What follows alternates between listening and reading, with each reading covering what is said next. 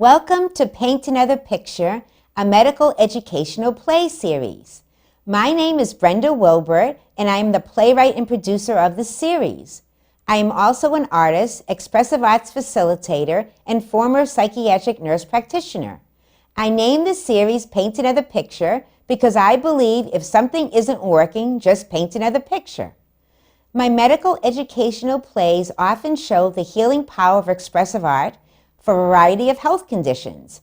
Topics include, but are not limited to, depression, Alzheimer's, chronic pain, chemical sensitivity, Lyme disease, and heart disease in women. You will be viewing an episode on trauma and post-traumatic stress disorder. I chose the topic because I experienced PTSD from childhood trauma.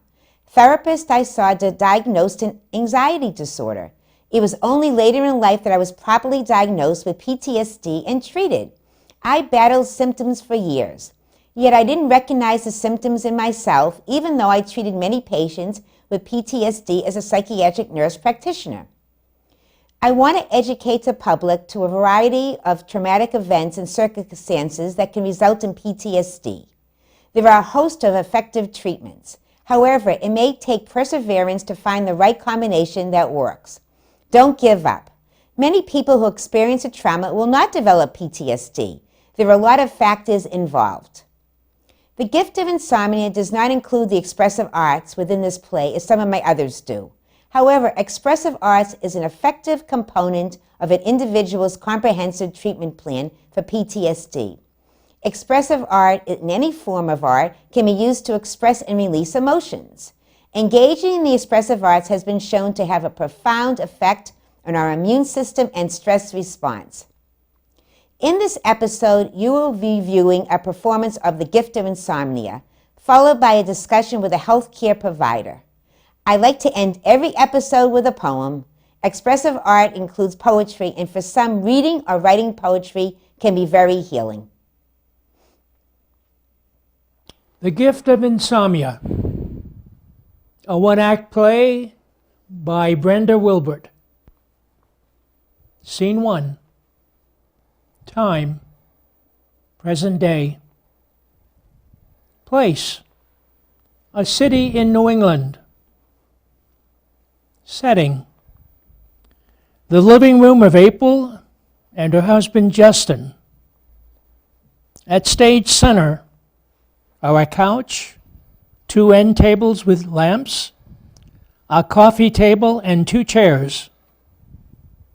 At stage right is a sofa table with bottles of supplements and medications. On the coffee table is a plastic gun with rubber tips.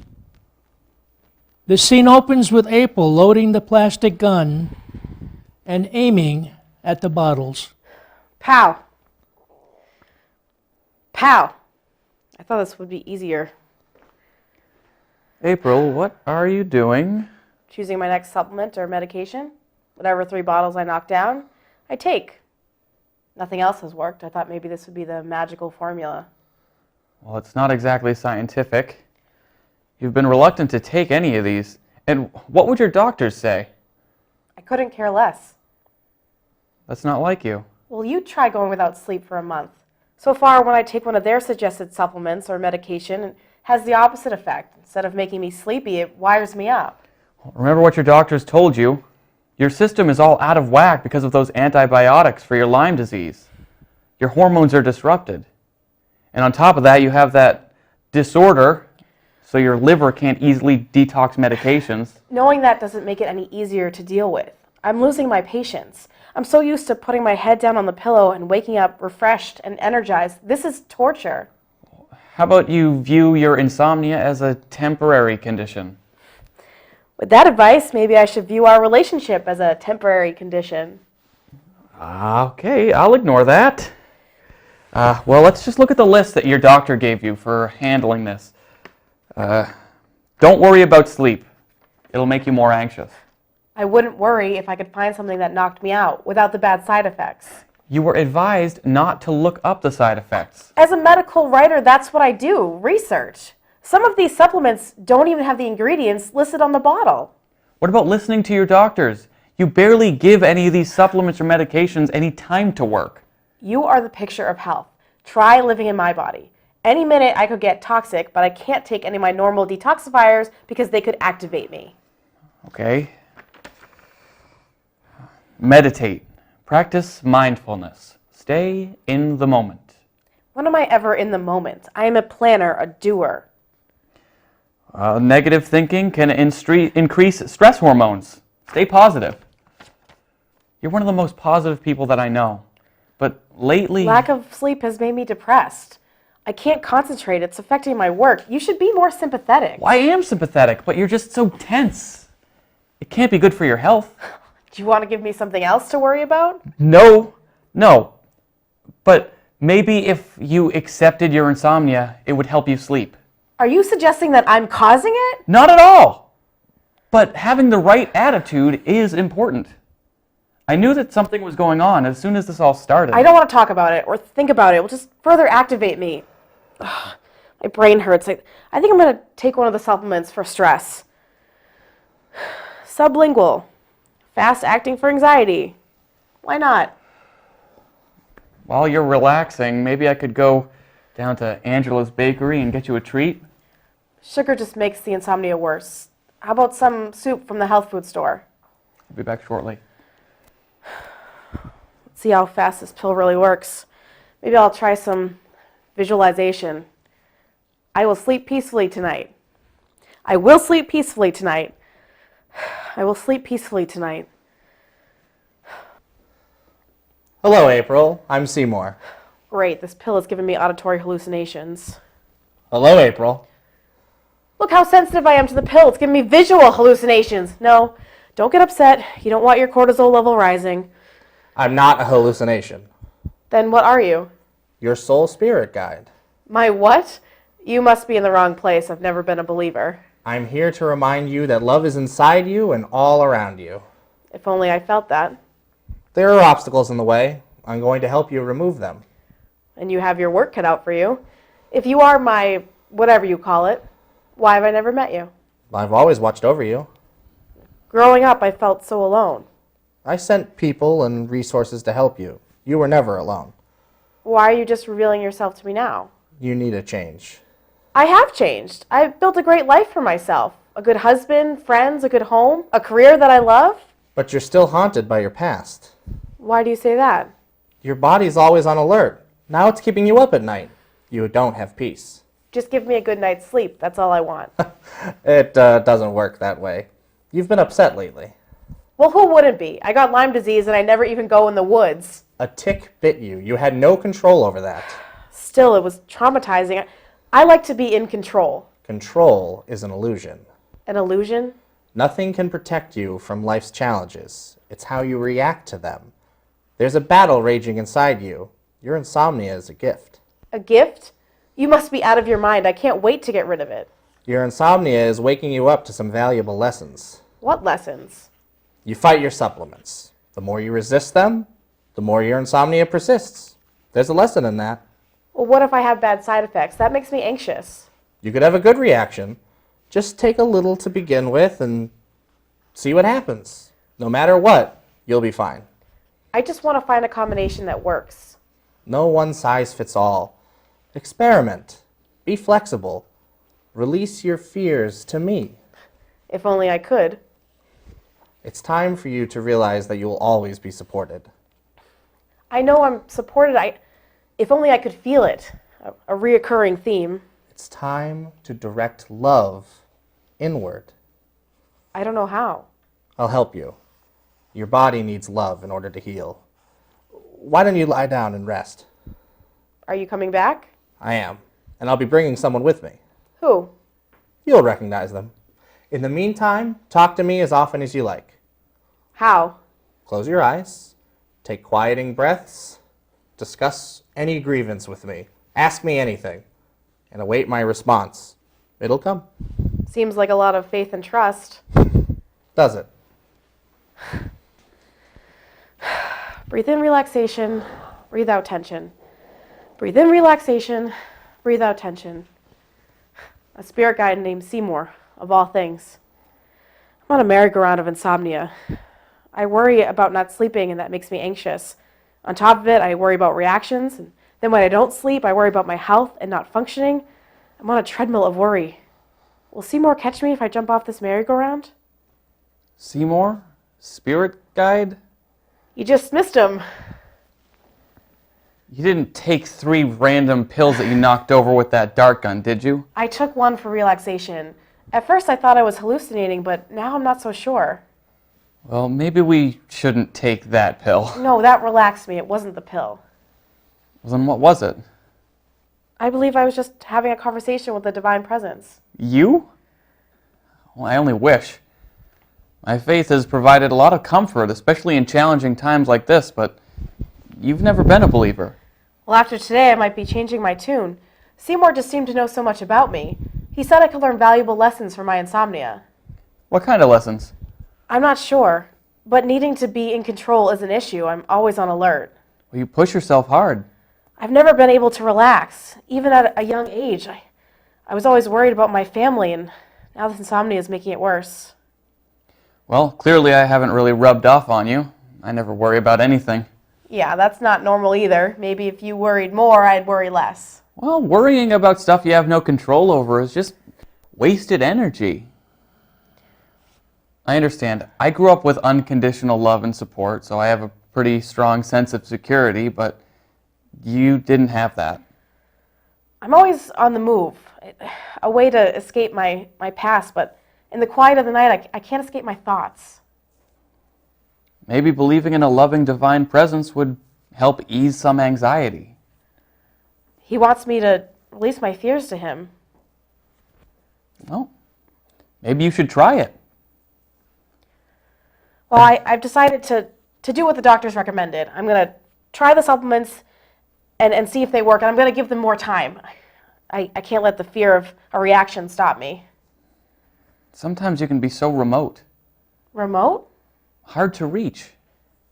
Running away from all these negative feelings can block out a lot of positive ones. Well, I don't want to be distant. I know. Why don't we go outside and have our lunch out there? The fresh air will do you good. Good idea. I could use a change of scenery. End of scene 1. Scene 2. Time. 1 month later. Place. April and Justin's living room. The scene begins with Justin seated on the couch, working on his laptop. April enters, carrying a bag. She places it on the table. Hi, Justin. I'm home early.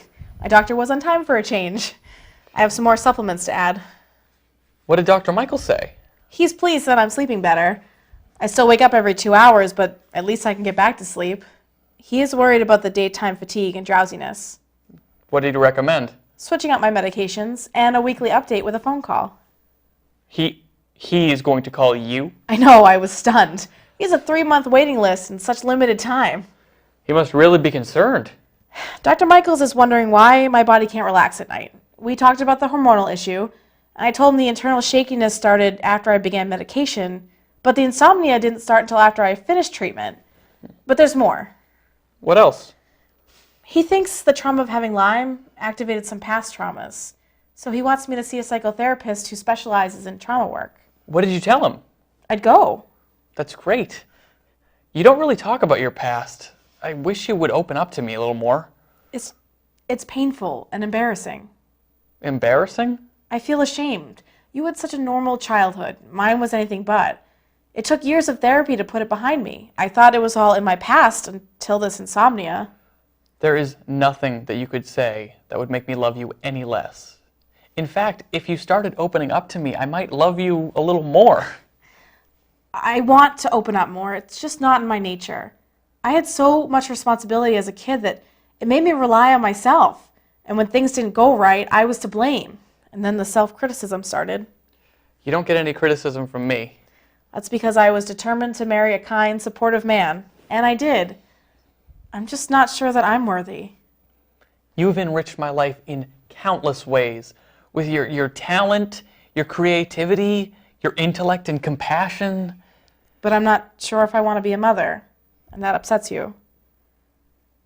I want children. And you'd be such a great father, so kind and supportive. My mother was always anxious and self-absorbed. Not really a great role model. I think you'd be a wonderful mother. If only I could believe that. I do plan to talk to my therapist about my issue with having children. Thank you. That means a lot to me. So, did you want to talk about what old traumas were stirred up, or? Dr. Michael suggested that I wait until after I talk to the therapist. He's worried it could affect my sleep. Makes sense to me. You have been worrying less about sleep since you started talking to Seymour. Yeah, I've been practicing releasing my fears to him, and it's helped. I don't see him, but I hear his voice. Well, while you do that, I'm going to go run a couple of errands. I'll be back soon. End of Scene 2. Scene 3. Time, 3 weeks later. Place, April and Justin's living room. This scene begins with April removing a bottle from her handbag and reading the label out loud. Take 1 milliliter by mouth twice a day.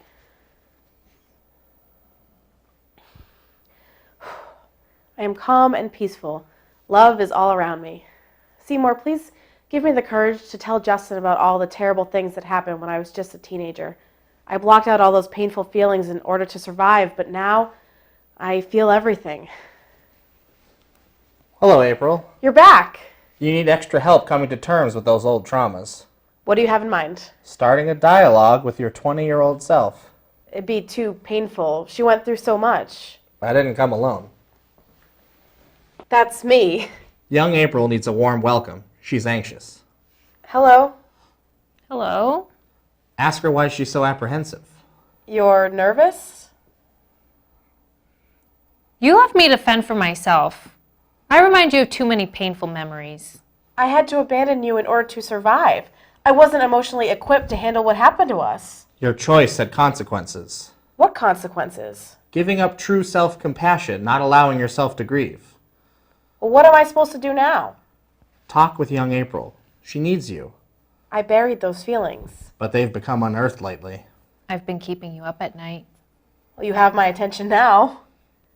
If I confide in you, I'm afraid you'll criticize me. I've suffered enough.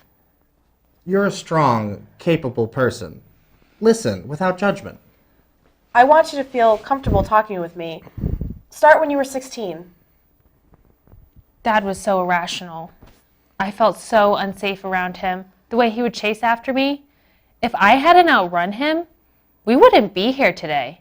Ma blamed me for making him angry. Said I was going to give him another heart attack. You enjoyed egging him on. You were a teenager. Dad had a mental illness. He was always paranoid and irrational.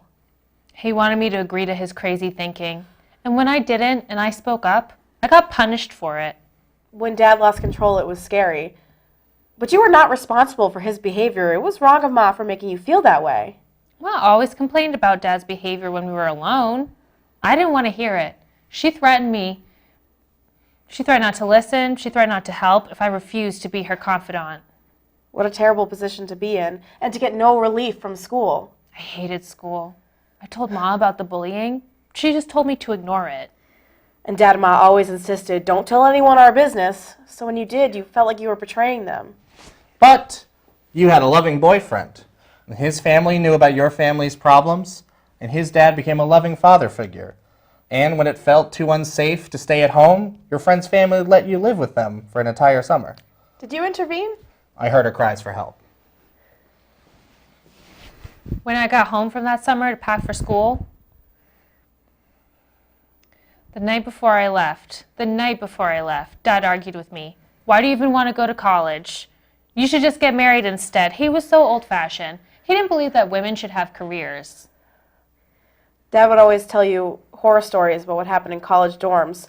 They were both so afraid of the world. He wanted you protected. In his view, he thought getting married would provide that protection. It was his way of showing love.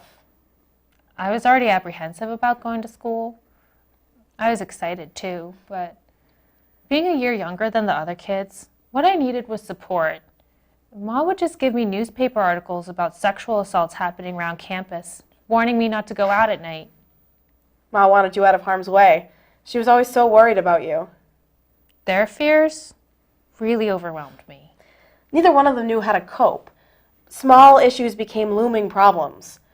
Dad was always not mistrusting of everyone, and Ma was always anxious. They both acted like children sometimes, and you felt like their parent. I couldn't talk to them about anything. If I mentioned, just so much as mention anything I was fearful of, they would tell me that I couldn't handle the situation properly. Dad would say, "That's too much for you. Don't try it." But when you were with your boyfriend's family, you got to see what a normal family looked like. That helped me until tragedy struck. I could see how painful it was when I abandoned you. I needed someone strong to rely on. Well, I didn't know my own strength. I think that's enough for tonight. You need rest. Your nervous system is not great. You're coming back, though, right? In time. I want you to feel welcome. Thank you.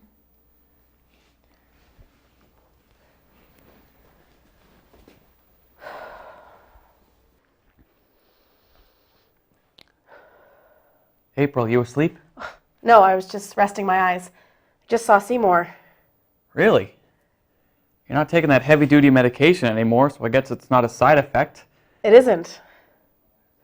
I've never seen a spirit before, but I believe it's possible. What happened? I came face to face with my past. How so? I'm not ready to talk about it. Seymour knows more about you than I do. Jealous of a spirit guide? I just want to be close to you. We are close. But you're still so independent. I've gotten better at accepting help from you. But there's a wall of sadness there. You're still so closed off. It's a protective shield to survive. But you're safe now. I've started letting more feelings in. It can be overwhelming at times. It's getting kind of quiet around here. Did you talk to your therapist about us having kids? I did. She's urged me to do the trauma work. So what's stopping you? I don't have much reserve. I'm worried if I let too many feelings out, the insomnia will come back. And what does your therapist say about that? She doesn't think it will happen. April, I want more from this relationship, a deeper connection. And you deserve it. And so do I. I've made a decision. Oh yeah? Full steam ahead with the trauma work. It's time for the wall to come down. I love you, April. I love you too, Justin. End of scene 3. Scene 4. Time. 1 week later. Place. Office of Psychotherapist Serenity Stevens. Setting. Serenity Stevens is seated across from April. Seymour visited, and he brought young April, a version of my younger self. What happened? She said I abandoned her, and she's right. I'm starting to feel true compassion for what we both went through. What's that like? It's a hell of a lot better than self-criticism. I'm feeling sad. Grieving? You had so many losses, both as a child and as a teenager. There's one loss I haven't told you about yet. Let's start the trauma work there. You ready to begin? I'm worried that my insomnia will come back, but it's been a month since I started seeing you, and I need to face my fears. Well, we'll go at a slow pace. I'll monitor the situation. And just remember, you might be working on one trauma, and another one could come up during the holographic memory resolution. Okay. All right. I want you to go inward, close your eyes, and take some nice, long, deep breaths. Now, picture in your mind's eye a safe place. It could be someplace you've been to before or something in your imagination. And when you can see that place, describe it to me in detail. It's a deserted beach with beautiful white sand and blue ocean. There are 3 chairs on the beach. I'm seated in the middle chair. Justin's on one side and Seymour's on the other. Put a frame around that scene and tell me what color it is. Yellow. Let the color yellow pass through your entire body. I'm done. Okay, now think of a memory. How old are you? I'm 17, and my boyfriend's father, David, has just died. Where do you feel that in your body? In my heart. Describe it to me. The size, the shape, the color, the temperature, and the texture. It's hard, black, smooth, cool rock of sadness. As an adult, you now have the opportunity to change that memory. Make it whatever you want it to be. David lived, and we continued to be close. Even after my boyfriend and I broke up, if I had an important life decision, I would call him and he'd give me advice. His voice filled me with joy and optimism. When you think of David, what color comes to mind? Green. Okay, pass a green through your entire body. I've passed it through. Now describe that black rock in your chest. It's gray and it's shrunk a little bit. What percentage? 20%? Good, good. Think of that changed memory. You continue to be close. Describe the feeling. It's a warm feeling in my heart, contentment. What color is that contentment? Pink. All right. Pass the pink through your whole body. I want pink to go into all of your cells. I'm done. Okay. Add anything else to that memory of David. We would go to the theater a lot, and he always supported my pursuing acting. Now describe that hard rock in your chest. It's, The size, the weight, the color, the temperature. it's light gray, and it's about half the size now, warm and spongy. Think of a healing color. Light blue. Pass light blue through your entire body, and when you're done, you can open your eyes. I feel relaxed. You did great. I've written down the colors in their order, and what I want you to do for the next 3 days is pass those colors through your body 4 times a day. My own father was never able to give me what I needed because of his mental illness. I'm so grateful to have had David. He was such a good, supportive father figure. And as you replace these memories with positive ones, you might find you start to feel differently about having children, too. Doing this work today has made me feel hopeful. How so? The past has had such an emotional grip on me. And I want to feel a variety of emotions as a mother. What are your other reasons? Well, I want to raise my child in a normal family. And sometimes I find myself asking, what is a healthy family? What's the answer to that? One that loves and supports each other, and where the parents take care of the children's emotional needs. That sounds an awful lot like Justin's family, and David's too. It does. I'm just not sure I can give my child that kind of family. But you wouldn't be doing it alone. One of your greatest skills is you can anticipate other people's needs. A survival skill. Also a great parenting skill. But I've never been a child myself. You can learn. Same time next week? See you then. Okay. End of scene 4. Scene 5. Time. 3 months later. Place. April and Justin's apartment. The scene begins with Justin carrying an empty gallon paint can and placing it in a box near the door. Moments later, April enters with 2 bags. You're back. I just finished painting the room. It's a bold color. And I got the accessories. They'll match the red bedspread. A vibrant room for a budding actress. Oh, and I got the perfect outfit. Seymour's coming over later with young April. You've been getting pretty close to young April these past couple of months. And you're sleeping better. The sessions with Serenity have helped neutralize the effects of past trauma, but we still have more work to do. You're worrying a lot less. Young April and I have really learned to trust each other and Seymour. We can relax for the first time in our lives. I have such compassion for what you went through growing up. Sharing those painful memories with you made me feel closer. I no longer have to distance myself from people. Just remember, no matter what happens, we'll face it together. Thank you. Today's a momentous occasion. I know I'm getting excited. I'll leave you alone so you can have some private time, you know? Just one more thing before you go. Whoa, And there's more where that came from. something to look forward to. Young April, everything's ready for you. April, I'm here. Welcome home. It's good to see you again. I couldn't miss seeing my 2 favorite girls. Today's a big day, moving into my new room. You're going to love it. Justin painted it your favorite color, orange. And it's more than just a room. Indeed it is. You are no longer responsible for anyone but yourself. Now's your time to play, travel, create, or just be. Whatever makes you happy. You mean I don't have to parent my own parents anymore? That job is over. Just know that Justin, Seymour, and I will always be here for you. Am I really free? From a young age, you sensed that your parents were mentally ill. So what did you do? You worried about them, helped them, bought them presents, became the adult. You're a loving and caring daughter, but now it's time for you to become a 20-year-old girl. And I know one of your dreams. It's not to be a nurse.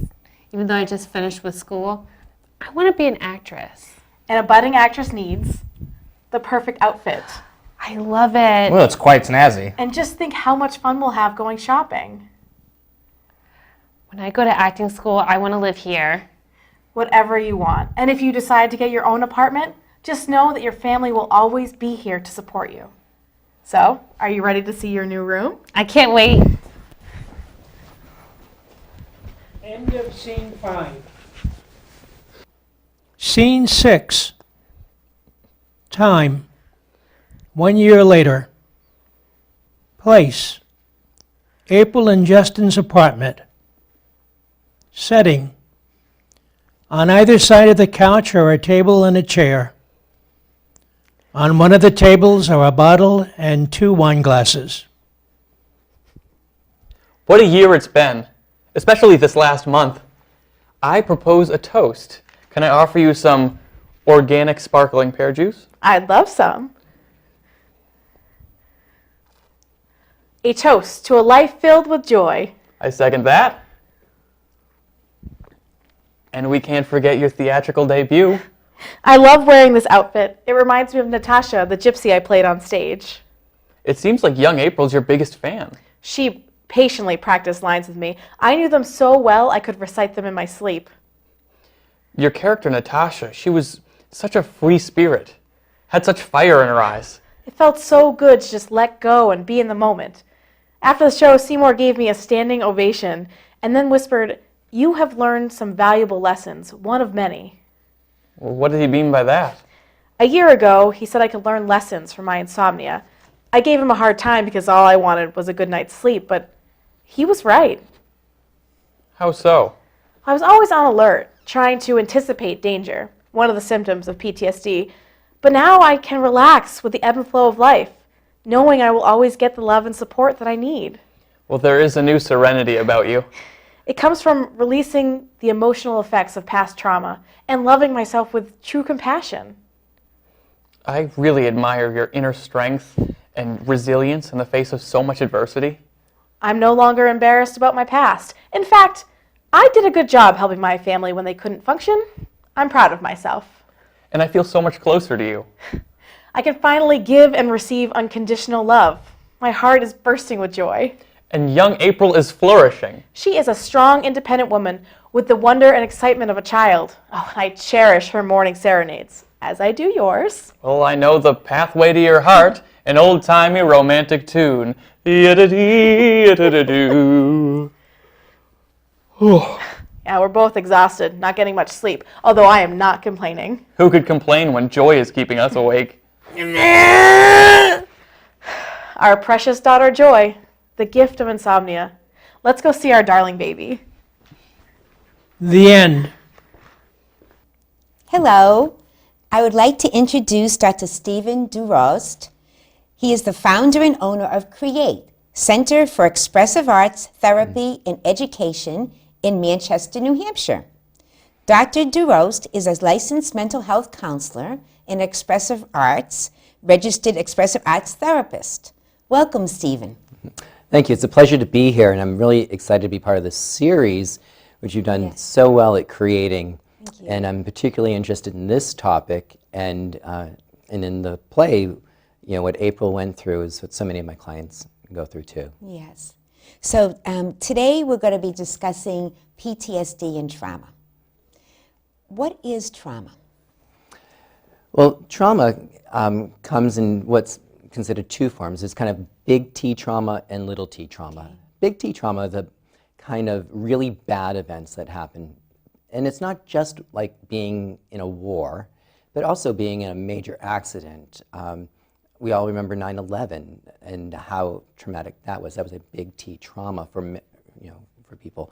And there's also small T trauma, which are things like for a child, divorce of their parents is a big upset to their system and to their disruption of their environment. And also major breakups, sometimes things that people stay with us much longer and afterwards. So there are things as big T trauma like abuse and domestic violence and stuff, and small T trauma, which are these kinds of things that kind of just stick with us and don't kind of move on in the system the way they should. What about vicarious trauma, like with first responders and Yeah, well, like I was police mentioning officers? in 9/11, Yeah. it's not just the people who go through the experience, Right. but oftentimes repeated exposure to the results of the experience can cause a vicarious trauma, which means that the person who is repeatedly exposed experiences the kind of same traumatic impact as the people who went through the event. This also happens with counselors who hear a lot of traumatic events and can't, and they kind of build up in their system. Right. And so they end up having a lot of the same symptoms that people who actually went through the events. I remember when I was practicing, and I would hear a lot about abuse, sexual abuse, and I felt like it was so dark energy in my office. I could feel that energy, and I would have to create rituals to kind of get that, get out and, try to really kind of make myself feel more relaxed and get the energy out of there. So, yeah. I always say to my clients that in the castle, because I work out of the castle on Union Street, that I put a nice emotional sewage system in the basement when I moved in. Right. And all of these negative energies go down into the sewer That's system. great. They get biodegraded and Yeah. put back out into the universe Yeah. in a much more positive way. So for our viewers, what is post-traumatic stress disorder? So this is when the trauma gets stuck in the processing. Our bodies want to heal. Yeah. If we get cut, we don't have to do anything to ignite the healing system. It will heal on its own as long as we don't kind of get in its way. And psychologically, we're created that way too, that we have the capacity to heal. But it gets stuck sometimes, either because of the type of trauma or the meaning of the trauma or multiple traumas happening. And when that happens, we call it post-traumatic stress disorder. And What are the symptoms of it? so the symptoms of this are that it kind of comes in several different ways: physical, emotional, social, and psychological. So like physical symptoms can be things like upset stomach, headaches, Sleep disorder. sleep. Yes, absolutely. Yeah. And then emotional is that we can have a heightened level of anxiety, a thing called hypervigilance, where we're always on guard. Yeah. We can be extremely sad and depressed. We can be irritated, angry, frustrated, easily set off. Social, we can withdraw from social engagements, from things that we like, that we want to be part of, but we just don't seem to have the energy or the ability to connect. What about trust issues too? Yeah, absolutely, trust Yeah. issues. And then kind of psychologically, we can have repeated negative thoughts about ourselves. We can have intrusive thoughts from the mental area, from our minds, can have intrusive thoughts, repeated triggering about the event. And the event, when it's triggered, comes back like it's in the now. We see it as now, we experience it as now, even though it may have been 6 months, a year, a couple years, 10 years, 20 years ago. It's interesting, when I was talking to my friends about doing this episode on PTSD, people kind of looked at that, like PTSD is related to maybe sexual assault or the military, but it's so many people can get PTSD. Can you talk about that? Yeah, it isn't just the military, Yeah. though that's really where we see a lot of it. And, Right. but also with the sexual assault, any kind of place in which the body felt it was in danger. In Right. danger of dying, of being faced with its death. And that's where we really began to see it. But now, as the new Diagnostic and Statistic Manual has opened up, there are many ways of experiencing the PTSD.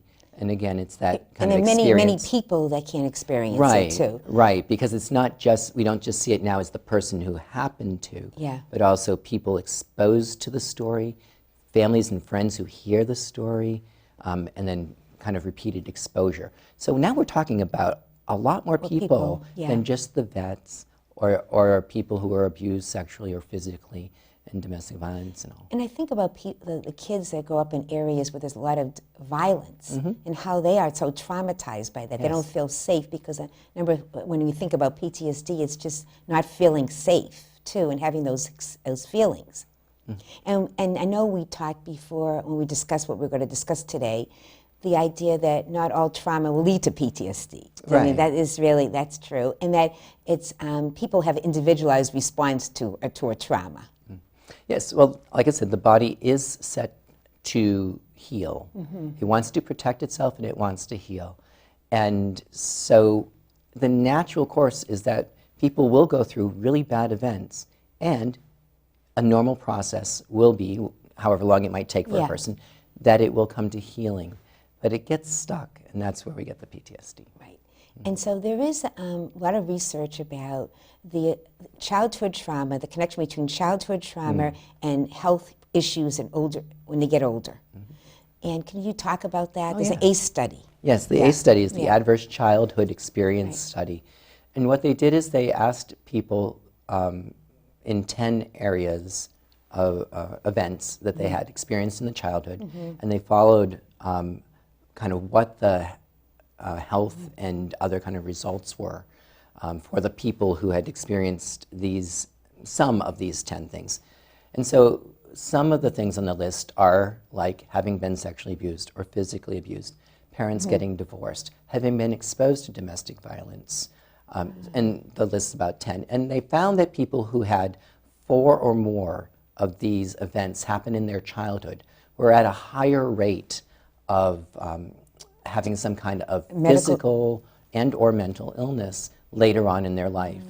And if a person had 6 or more, there was a 3,000% increase in the possibility of an attempted suicide. So the early childhood Yeah. experiences dramatically affect later health things like they experienced earlier deaths, heart issues, diabetes. I mean, it was amazing the list Wow. of how that got correlated between early adverse childhood experiences and later health issues. And what about the brain of somebody like who has PTSD? There's been changes in the brain. I've been reading about that. Yeah, there are changes, and I think people look at this and get a little discouraged by this. Like I said, the brain and the body is set to protect, so Yeah. it makes these adaptation. adaptations in order to live in the environment it lives. Sometimes those adaptations continue on later on, long after the person's out of the environment. So the good news is that the mind is adaptable. Right. We know that neuroplasticity happens and that Yeah. we can change the brain and that we can help these symptoms to be reduced and people to go on and live lives where they don't have to experience these symptoms on a daily basis. And what we know about the brain is that it roughly, okay, this is just kind of a rough sketch of the brain, that when events come in, they come in with an emotional impact. And most of those get processed because they're low-level emotional impact. So, this moment has one kind of emotional impact. Something might be a happy moment, a sad moment, but they get processed. And they get moved into the part of the brain that sees things as past and sees things as just a memory. It's just an event. The emotional part has been released. And I think about it like, we have lots of events that when you think about them, you don't get emotionally stirred up about. But there are other events that come in with an emotional charge and they don't get processed because the brain has to go into protect mode right away. I see. Which in PTSD that happens. Yes, and gets stuck in the part of the brain that sees things as now. So every time it gets triggered or brought out, what's happening is the brain is trying to process it. Yeah. It says, oh, I still got this, need to process it. This trigger reminds the brain that it has to process this. The unfortunate thing is because that part of the brain sees things as now, it comes out and sees it as now, has the same traumatic response to it. So they feel the same kind of emotional feelings they did when they happened to them years ago. Yep. And then it's put back into the part of the brain that sees things as now. So it stays active and alive with the emotional charge. Oh, I see. Okay. So what we do as part of the processing, which is the whole reason, and what I think is really cool about this, is that if we can take the event and stimulate it, but not the whole event, keep the brain calm and open, and move just a little bit of the event over into the memory, releasing the emotional content. Little by little by little, we can process the whole memory, put it into the part of the brain that sees things as past, with the emotional content released. What about the stages of treatment, like when you see your patients, your clients? Yeah. I know you told me, we had talked about this, and you said there was 3 stages of treatment. Yeah, so long time ago, decades ago, when they were working on this stuff, they used to think, oh, the person has to re-experience the trauma, and what we found out was that by re-experiencing the trauma in the psychologist and the counselor's office, people were being re-traumatized, unless they were ready. Okay, what we find now, especially based on like Judith Herman's work, is that we have 3 stages. The first stage is building safety, skills, and support. Person needs to know that they're safe. If they're still in the trauma, we're not going to heal from trauma. We have to get them safe. Right. If they're in an unsafe relationship, too. Correct. Right. And then internally, do they feel safe? And we often talk about this inner child, that From, feels like, the unsafe. young April, Right, yes. exactly. Yeah. And until the inner child can feel safe, being held and integrated into the adult who can hold them, that integration is not going to happen. We're going to feel internally unsafe and environmentally unsafe if we're still in the event. Skills. Do they have the skills to be able to walk up to the trauma and not fall into it, not get traumatized by it again? Can we work the client so that they can get to the place where they can look at it, breathe, stay present to the emotions and not flooded, which is sometimes we call a window of tolerance. They have to stay within the window of tolerance. Yeah. And support. Do they have the support system to be able to do the work? That's the first stage. And that can take several months. It can take a couple of years. It depends on where the person is and how they're able to proceed through that. The second stage is the trauma processing. And that can be done in many different ways. Art-based therapies. Yeah, because I want to ask you about that. I mean, how you use the expressive art, because you're an expressive art therapist. Yes, so how do you PhD is in expressive art. Exactly. So how do you use expressive art? So this idea that we take an overwhelming memory and break it down into smaller parts is one of the things that I believe the expressive arts helps us do so well when coming to trauma processing, because we're taking this overwhelming memory and to make a painting or a picture or a collage or even a poem or a piece of written work, you have to stay present to the memory. So that skill of walking up to the memory, staying present without getting re-traumatized, but present to the emotion. You take it and look at it and go, like in an art form, you would say, what is the color here? What is the piece here, the pieces that I need to bring together? How can I best represent this? So I'm staying present to the trauma, not getting flooded, being able to take out the pieces and then get them from inside out and create something that will represent part of what went on with an emotional content. Same thing with journaling. This is why journaling actually works when we use it well. Sometimes people write in a flooded state when they write. That's not what I'm talking about. What I'm talking about is taking a big, overwhelming memory, bringing it down into in paragraphs and sentences, words, and then letter by letter, we have to write it out or type it out. So same thing, we're breaking a big, overwhelming memory into smaller parts. The other part that expressive therapy does that I don't believe talk therapy gets to as well is that trauma is stored in the part of the body that's non-verbal. Verbal. Yes. That's it. And as you well know, that the best way to get through non-verbal places is through the symbolic use of art.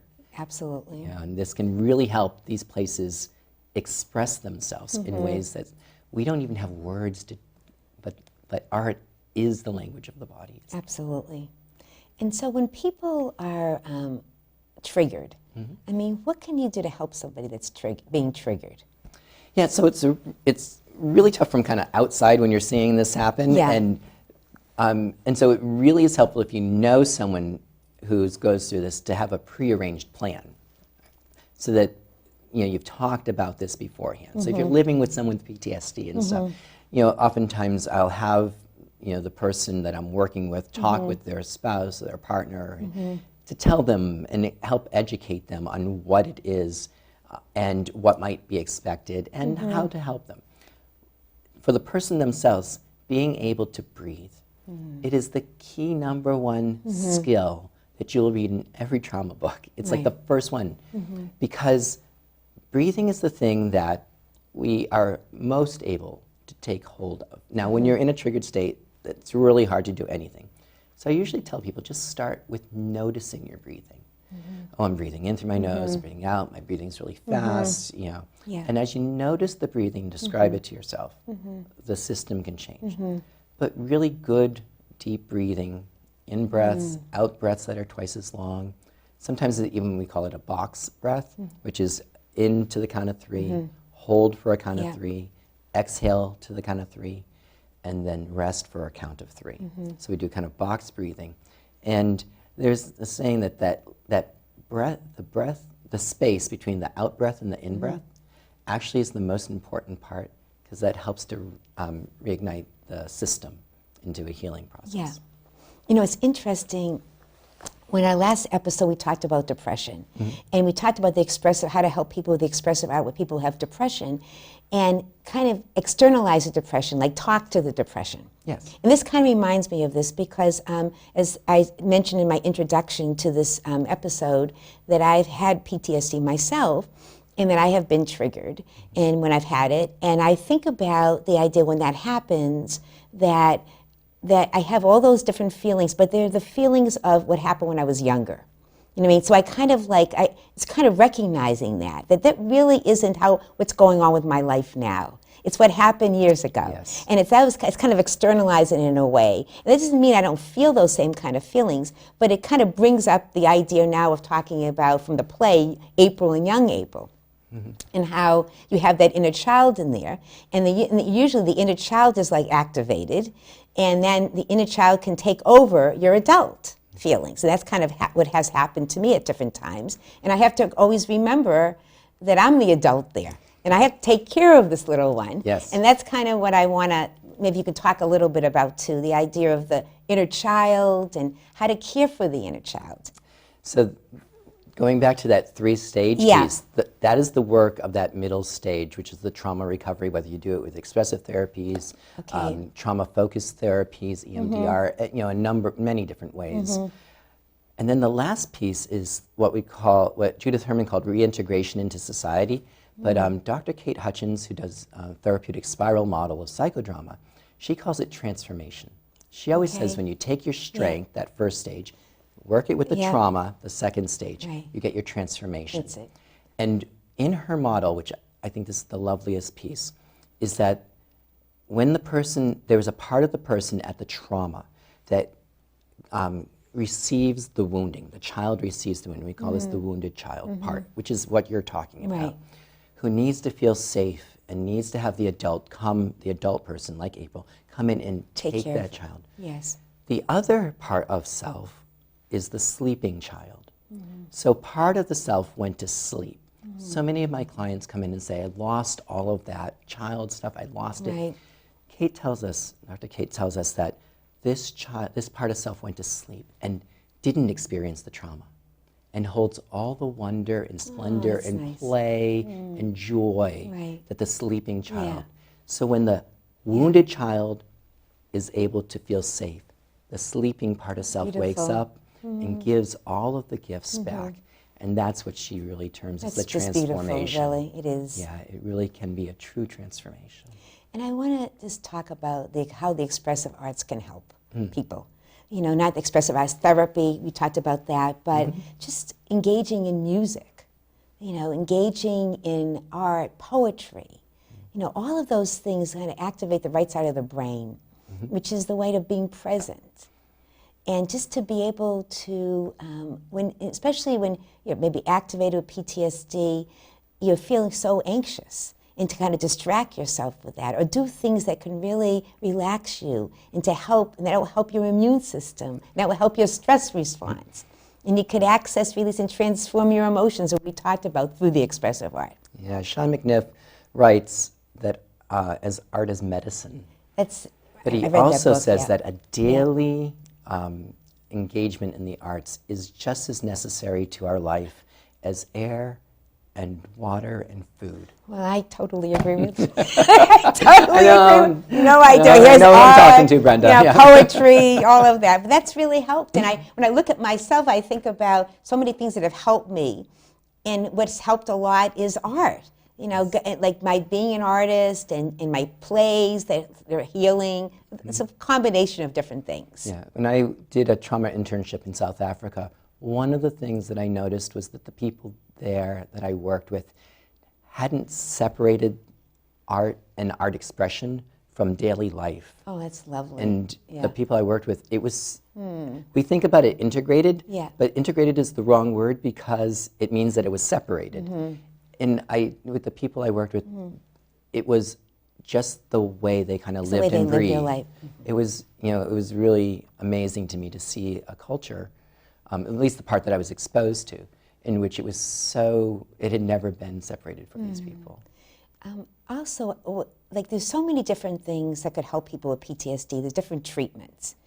And, we taught in our film here, in the play, it was the holographic memory resolution. You mentioned this EMDR, that's my eye movement one. Yep, eye movement desensitization and reprocessing. Yeah, I mean, there's a lot of different types of treatments, Yep.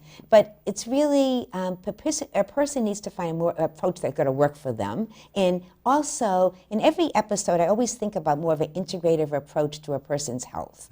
And usually the traditional things that you could try, some people take medication, and there's a lot of, and then maybe some traditional therapy, and then the expressive art therapy. But also, in that plan, I think about maybe acupuncture, or and also we have to talk about the idea people need to get a good night's sleep, Yes. and they need to think about ways they can really do that. A lot of times acupuncture will help in that. People go for energy work.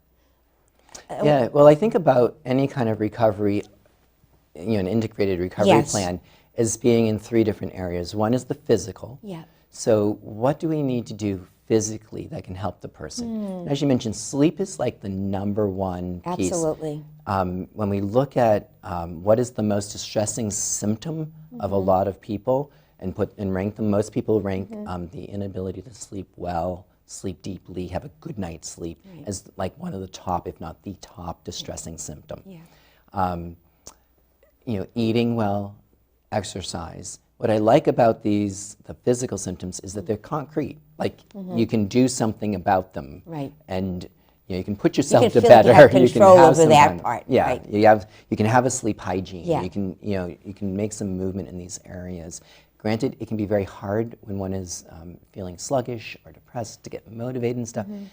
But the physical things are the ones that I think really can get a hold on, and they impact everything. Because when the body system, We're all connected. right? Our mind is in our body. It is Right. part of our body. Right. It is. We think about it separately, but it's not. Right. Then the environment that we're in. Physically, the environment. Like, are we cluttered in a place of clutter? Are the colors dull? Do we have art? What are the kind of environmental pieces? And who are the people in that environment? If we're having a lot of tensions with the relationships, if we're in places where there are a lot of people with lots of negativity, we have to really look at the environment piece. And then the good and bad things that happen. Life does have good and bad things that happen Right. to us, and sometimes they don't come when we want them, and sometimes they come unexpectedly. And so those kinds of things can impact what's going on, and we sometimes don't have a lot of control over the randomness of some things, but there are some things that we can kind of sort of see ahead of time and, make some plans for. So to mitigate, anyways, the possibility of things. Well, Stephen, thank you so much for coming today. Absolutely, Brenda. It's always a pleasure to be with you, and I'm so thankful for the work you're doing. All right. Thank you. This is a poem that I wrote called She's Home. Moving so fast, about to hit the wall, dark memories from the past will cause me to fall. All along I've tried to hide the pain, pushed it away, living with the strain.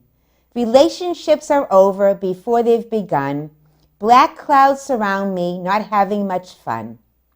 Time to stop, face the music head on, deal with my past as I put feelings to song. The child cries out, I'm all alone. She needs me to hold her, tell her she's home. Shower her with love, make things right. Only then can she soar to blessed new heights.